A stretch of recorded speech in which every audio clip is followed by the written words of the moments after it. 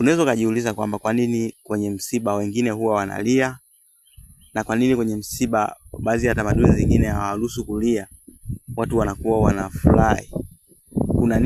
Kuna nini nyuma yake?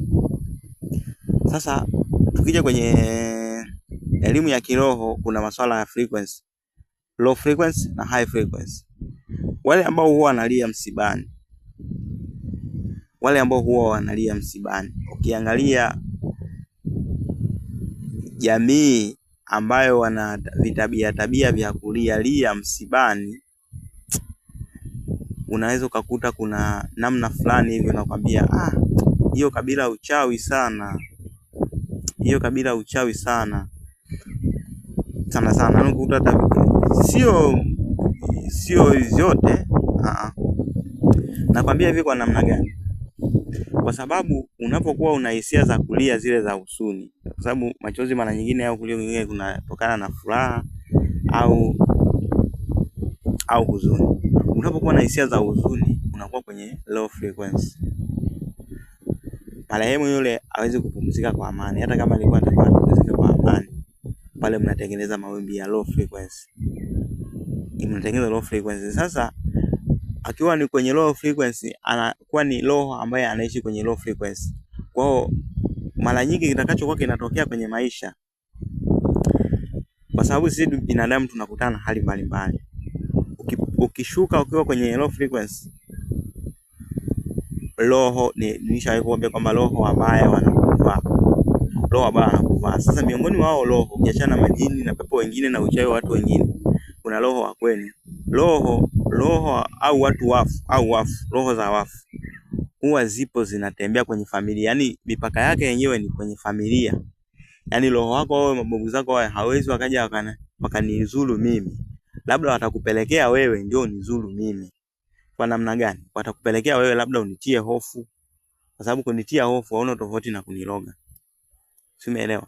Lakini wale ambao kuna makabila ambao msibani unakuta anapiga muziki, wanakuwa wanafurahi.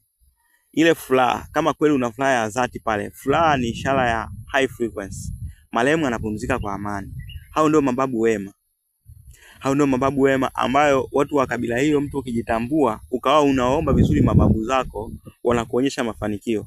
Na wanakuonyesha mafanikio si ya kifedha tu, mafanikio mbalimbali. Mafanikio ya ufahamu, mafanikio ya kukupa ufahamu fulani, yani kuelewa mambo. Mababu wema ndo ambao muda mwingine wanasema malaika, guardian angels. Guardian angel. Malaika waongozaji, malaika walinzi, wengine wanaita hivyo. Umeona hii? Ni mababu ambao wanaishi kwenye high frequency. Kwenye high frequency, unapoingia kwenye high frequency, unaingia ulimwengu ambao pia unakutana na roho wema. Unatetema mawimbi ya juu. Unakutana na roho wema. Unaungana na chanzo kikuu cha nguvu. Unaungana na nguvu kuu tukufu takatifu. Zana ya malaika ndio hii inakuja hapa.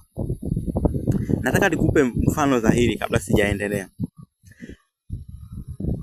Kuna muda mtu unaweza ukawa na shida sana. Ukawa na shida, ukawa umekata tamaa ya kufa. Uko mwenyewe polini, lakini unaweza ukashangaa kuna mtu amekuja amekuokota, amekupeleka hospitali. Nielewe, amekukokota amekupeleka hospitali na umepona. Unajua kinachokuwa hivyo pale? Mimi nataka nikwambie, ukikata tamaa wakati una hali ngumu, ukikata tamaa ile ya kwamba hamna, yani ile hofu ile ukao unatetemeka na nini, basi wanakuvaa roho wale wa kukata tamaa, roho wabaya wale wanakuvaa. Huwezi kainuka tena. Hata mtu anayekuja, yani kitu kinaweza kutokea hapo kinakuja kukumalizia kikubwa, kwa sababu roho ambayo yenyewe ni vitu vibaya, mambo ya giza, yani vitu vibaya, roho mbaya. Lakini ukiwa na situation ya shida, hali ngumu, labda uko kwenye upweke wa hali ya juu, labda umetelekezwa huko polini, unatakiwa usikie shukrani, usikie furaha kwamba basi Mwenyezi Mungu amenipa zawadi ya maisha haya, nimeyaishi hadi umri huu, kweli nimeenjoy. Kumbuka vitu ambavyo vinaweza vikakufurahisha, vinakufanya ujisikie vizuri.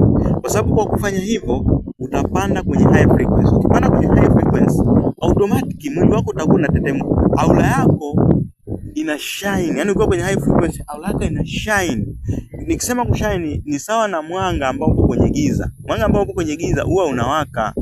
Ukiwa unawaka kidogo, ukiwa kwa mbali huwezi kuuona. Ukiwaka sana unauona. Kwa hiyo ukiwa kwenye high frequency ni sawa na mwanga ule ambao umeshine.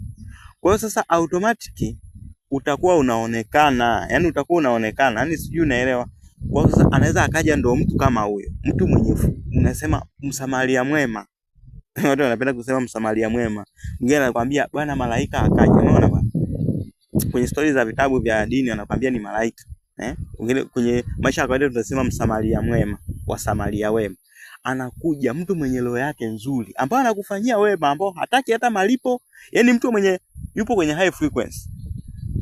Sijui unanielewa, yani yeye yuko kwenye maisha yake, yupo kwenye high frequency. Kwa hiyo wewe ukiingia kwenye high frequency, hiyo hali inakukuta. Ni kweli.